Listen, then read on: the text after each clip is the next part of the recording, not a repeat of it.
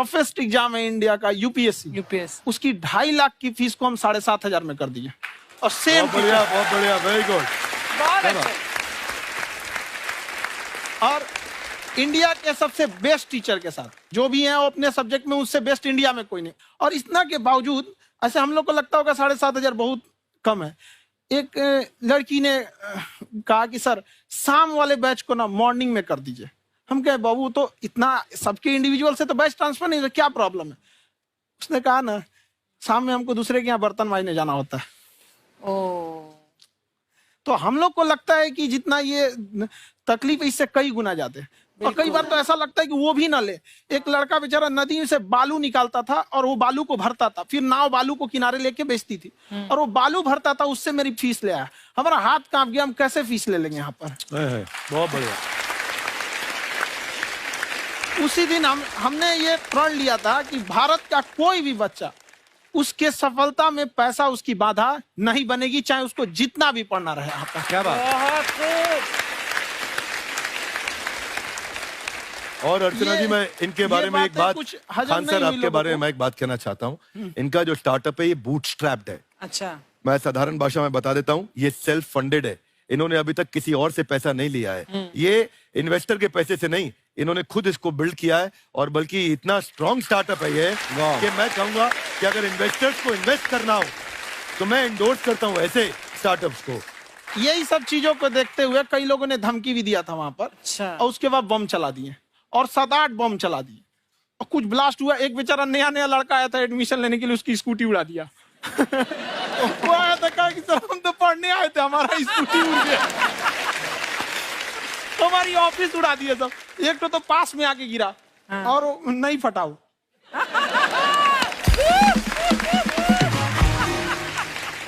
बाद में बहुत सारे लोग धमकियां दिए, लेकिन कहते हैं ना सूरज कितना भी तेज चमक ले समंदर नहीं सुखा सकता। वाह वाह वाह, क्या बात है। मैम एक्चुअली ये फीस कम करने का एक और रीजन है। 2.5 लाख 3 लाख की जो फीस में सब लोग पढ़ाई अफोर्ड नहीं कर पाते। इसलिए वो कुछ ही लोग अफोर्ड कर पाते हैं, तो उनका मेंटल लेवल तो बहुत ऊपर चला जाता है। लेकिन एक पूरे देश का मेंटल लेवल थोड़ा सा स्टेबल नहीं हो पाता। तो जब फीस कम रहेगी तो हर वो लड़का तैयारी करने के लिए आगे आएगा जिसका सपना है देश के लिए कुछ करने का। सीटें लिमिटेड हैं, उन्हें को मिलेगी, लेकिन जिन्हें नहीं मिलेगी उसे मिलेगा देश का एक जिम्मेदार नागरिक। तो इस देश को बदलना। क्या बात है। हम लोग विश्व गुरु कहे जाते थे, क्यों? क्योंकि दुनिया से लोग हमारे यहाँ पढ़ने आए थे। चाइना से ह्वेनसांग आया, फायान आया, आज कोई नहीं आता है। हम लोग का उद्देश्य एक समय आएगा जो फिर आएंगे यहाँ पढ़ने के लिए। क्या बात है सर। पर आप देखो अर्चना जी, सबसे ज्यादा आईपीएस आईएएस बिहार से निकलते हैं। आप देखो पढ़ाई लिखाई में पॉलिटिशियन बहुत बड़े बड़े निकले हैं। तो ऐसा नहीं है, हर जगह ऑप्शन भी नहीं है वहाँ पे, इंडस्ट्री नहीं है, खेती करेगा तो कोई खास वो नहीं रहे, ऑप्शन भी नहीं है। सही बात है। बिहार की मिट्टी में एक चीज है, जिद तो बहुत जबरदस्त है। कुछ भी नहीं रहेगा तो सब कुछ पाने का उसको जिद रहेगा, करके भी दिखा देगा। वहाँ पे कर देंगे हम यहाँ पे। विवेक सर, आपके बारे में हमने सुना एक बार आप संन्यास लेने चले गए थे। कौन वापस लेके आया आपको? फिर कहाँ तक पहुंच गए थे आप? नहीं, मैं एमबीए की पढ़ाई के बाद मैं ये सोचा था कि अपना जीवन भगवान की सेवा में समर्पित कर दूं। अच्छा जी। बहुत साल मैं वृंदावन में रहा था और गुरुकुल में रहा था। अच्छा। और वहाँ सेवा करना, बहुत अच्छी शिक्षा मिली। मैं बोलता हूँ मेरी असली एमबीए वही थी, मोस्ट ब्यूटीफुल एसोसिएशन। वाह। और मैं वहाँ भगवत गीता पढ़ी, जहाँ मुझे गीता से लगाव हुआ। तो मेरे गुरुजी का आदेश था कि आप भगवत गीता को बिजनेस मैनेजमेंट के साथ जोड़ के देश दुनिया में बताओ। मेरे को लगा बड़ा मुश्किल काम है। मैंने बाद में देखा कि डॉक्टर स्टीफन कॉवी, जिनकी किताब है 7 habits of highly effective people, आप सबने पढ़ी होगी, उन्होंने बोला मैंने 7 हैबिट भगवत गीता से लिए। और हमारे देश के लोग ऐसे हैं जो मेरी किताब पढ़ते हैं, जो कि 3.5 मिलियन कॉपीज बिक चुकी हैं, और भारत में भगवत गीता नहीं पढ़ते। तो मुझे लगा कि मैं गीता विद मैनेजमेंट के ऊपर आकर के बातचीत करूं। मुझे लगा बहुत कठिन होगा, पर मेरे गुरुजी का आदेश था कि कठिनाई आपको तभी तक दिखेगी जब कठिनाई को देखोगे। तो एक छोटा उन्होंने मुझे बताया, पूछा कि इस कमरे में लाल रंग कितनी जगह है, देखो आप भी एक बार जरा देख के बताओ। 7-8 जगह लाल रंग दिख रहा है यहाँ पे आपको? 1 ये 2, वो लाल रंग टी शर्ट पे 3 4 5, ये लाल हो गया 6, उधर लाल हो गया 7, एप्पल लाल, बिल्कुल ठीक 7। पर जब आप लाल रंग ढूंढ रहे थे तो क्या आपको हरा रंग दिख रहा था? Yes no? नहीं। जब आप लाल रंग ढूंढ रहे थे तो क्या आपको काला रंग दिख रहा था? Yes no? नहीं। नो। जिंदगी भी ऐसी है, जो ढूंढोगे वही मिलेगा, बाकी कुछ नहीं मिलेगा। तो उन्होंने कहा कि आप इसी सोल्यूशन पे फोकस करो और गीता के मैसेज को पहुंचाओ। तो मैं बिजनेस मैनेजमेंट के प्रोग्राम्स कॉर्पोरेट्स में करने शुरू किए, क्योंकि गीता पहला मोटिवेशनल सेमिनार जो पृथ्वी के इतिहास में कपिल जी हुआ, वो कृष्ण ने दिया था। पहले मोटिवेशनल स्पीकर इस पृथ्वी के इतिहास के कृष्ण थे, जिन्होंने अर्जुन को रणभूमि में मोटिवेट किया था। बड़ी पेशेंस कृष्ण ने अपने लीडरशिप क्वालिटी से दिखाई, वो मुझसे मुझे बड़ा इंस्पायर किया, वो चर्चा ने इंस्पायर किया और डिस्कशन ने इंस्पायर किया। तो उस डिस्कशन को मैं आज भी लेके चलता हूं अपने साथ। कहां सर, हमने सुना है आप 5 स्टार में रुके थे कल और नीचे जाके वड़ा पाव खाने गए आप रेहड़ी पे। एक्चुअली क्या है ना कि वहां जो चीजें सीखने को मिलती है ना, खाली पेट और खाली जेब इंसान को जो सिखाते हैं वो किसी यूनिवर्सिटी कॉलेज में नहीं सिखाया जाता। और गरीबी बड़ा बेशरम चीज होती है। तो कहते हैं कि मौत भी तू जल्दी आया कर गरीब के घर में, कफन का पैसा भी खर्च होता है दवाइयां खरीदते खरीदते। हाय हाय हाय, क्या बात है।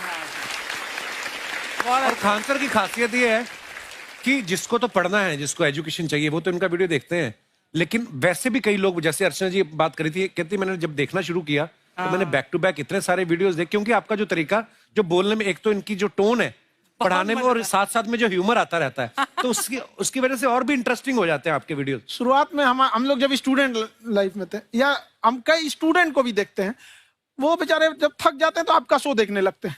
तो शुरू में हमको लगता था जब कि अरे यार हमारी पढ़ाई उसके लिए है, लेकिन पढ़ाई में थक जाता है, शो देख के नहीं थक जाता। हाँ। तो हमने सोचा दोनों को मिक्स कर देते हैं।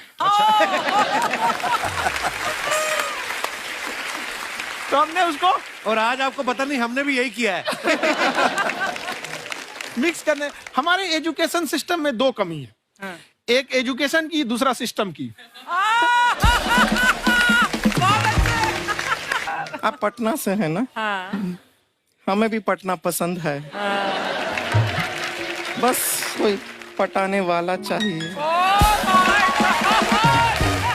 नहीं, मजाक नहीं कर रहे हैं। आपका जो चैनल है, हम दिन में 10 बार आपके चैनल को सब्सक्राइब करते हैं। दिन में 10? अरे हाँ, और बेल आइकन तो हम इतना जोर से दबाते हैं कि बाकी यूट्यूब वाले बाहर निकल के देखते हैं कि ये कौन है जिसने इनका चैनल इतना जोर से दबा दिया बेल आइकन।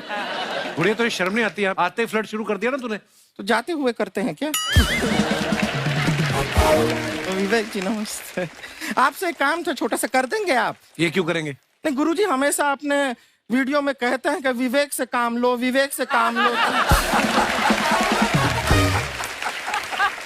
विवेक मतलब दिमाग से काम लो आप। हाँ, तो विवेक जी अपने दिमाग से ही काम लेंगे।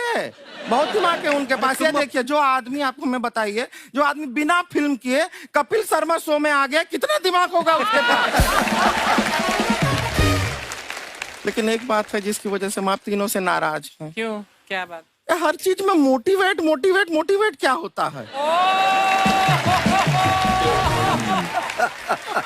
सच कह रहा है, जब भी ये शब्द सुनते हैं हमें लगता है कोई हमें चिढ़ा रहा है। मोटिवेट? बदल दीजिए ना, खाली मोटिवेट बोलना ही क्यों जरूरी है? कुछ और कीजिए। रोटी वेट, छोटी वेट, पतली वेट, कुछ भी बोलिए, मोटिवेट हटाइए। तो गुड़िया, तू भी एक्सरसाइज किया कर ना, देख डॉक्टर साहब ने कितना वजन कम किया है, तू भी कर ले। ठीक है, फिर मोटिवेट से ही चला लेंगे। लेकिन मोटिवेशन कोई बुरा बात नहीं है। हमारे दादाजी भी वैसे बहुत मोटिवेट करते थे। हाँ, एक बार तो तालाब में डूब रहे थे हमारे दादाजी। हमारे पास रस्सी भी था, ट्यूब भी था, फिर भी हम अपने दादाजी को बचा नहीं पाए। क्यों? क्योंकि हमने उनकी ओर तिनका फेंका ना, वही कहते थे डूबते को तिनका का सहारा काफी। नहीं लगा सहारा, दादाजी बुड़बुड़ बुड़बुड़ बुड़बुड़। गुड़िया, तू क्या करने आई इधर? अरे हाँ, हम क्या करने आए हैं, एक पूछना था सर, खान सर, ये जो हमारा एक चाचा का लड़का है, उसको क्या है, थोड़ा पढ़ाई में प्रॉब्लम हो रहा है, तो 12वीं का पढ़ाई आप उसको अच्छी तरह करवा के 12वीं पास करवा देंगे आप? करवा देंगे, वेरी गुड, बात कर लेते हैं। हाँ, राम सरोवर, देखो हमारा बात हो गया है, ये 10वीं जो तुमसे नहीं दिया जा रहा है वो नहीं देना है।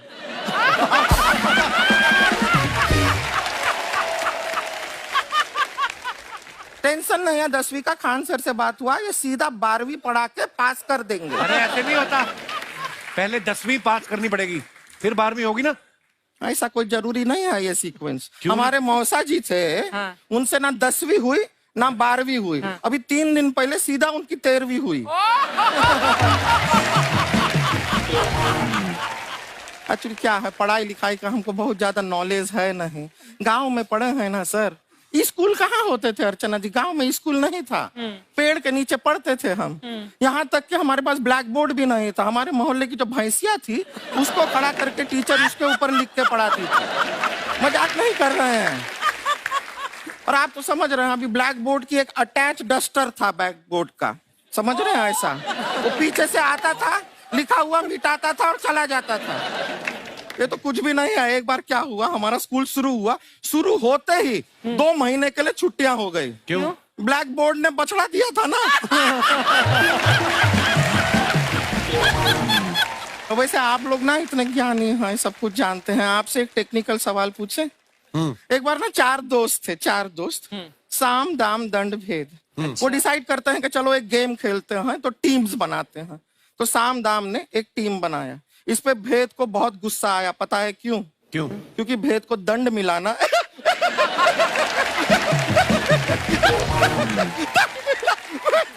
ये सिर्फ हंसती नहीं है सर, थोड़ा सा पेट्रोल पिला दो स्टार्ट भी हो जाती है। इतना है कि और भी बता दीजिए, जब हम बीमार होते हैं हम डॉक्टर के पास नहीं मैकेनिक के पास जाते हैं, और डिटेल दे दीजिए। ऐसा कुछ नहीं है सर, ये बोलते हैं खाली। लेकिन अभी एक रिक्वेस्ट था सर, हमारा एक भाई है, पुरुषोत्तम नाम है उसका, वो गांव से आया हुआ है। आप लोग थोड़ा उससे सब बातचीत करेंगे, थोड़ा उसको प्रोत्साहन देंगे। और शर्मा जी, आपसे भी एक रिक्वेस्ट था, आपसे हमने कभी कुछ मांगा नहीं है। पुरुषोत्तम आएगा ना, एक बार बस उससे कह दीजिएगा, पुरुषोत्तम तुम कितने हैंडसम हो। मैंने देखा ही नहीं अभी तक। हाँ तो देख के बस बोल दीजिएगा तुम ठीक है। कितने हैंडसम हो, ऐसा बोल दीजिएगा प्लीज। ठीक है। हम बुला लेते हैं पुरुषोत्तम।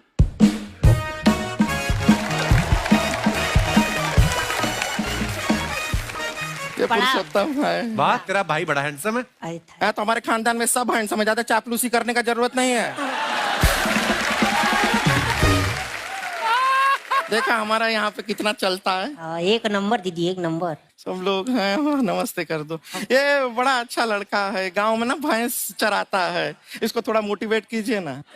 नहीं तो मतलब भैंस चराता है तो मोटिवेट करके क्या होगा, शेर चराएगा बाद में।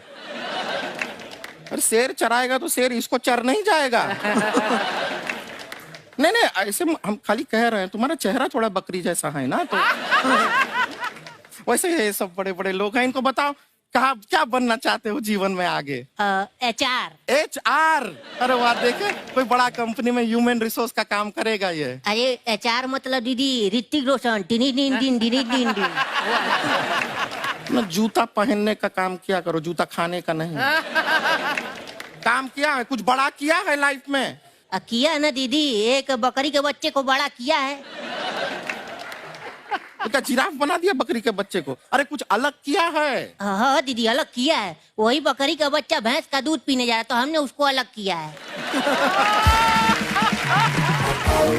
इससे नहीं होगा, मैं रहने दो, इधर आओ। ये देखो इतना बड़ा बड़ा लोग बैठा है, इनके सामने ऐसा बातें करोगे? इनसे मिलो, इनसे मिलो।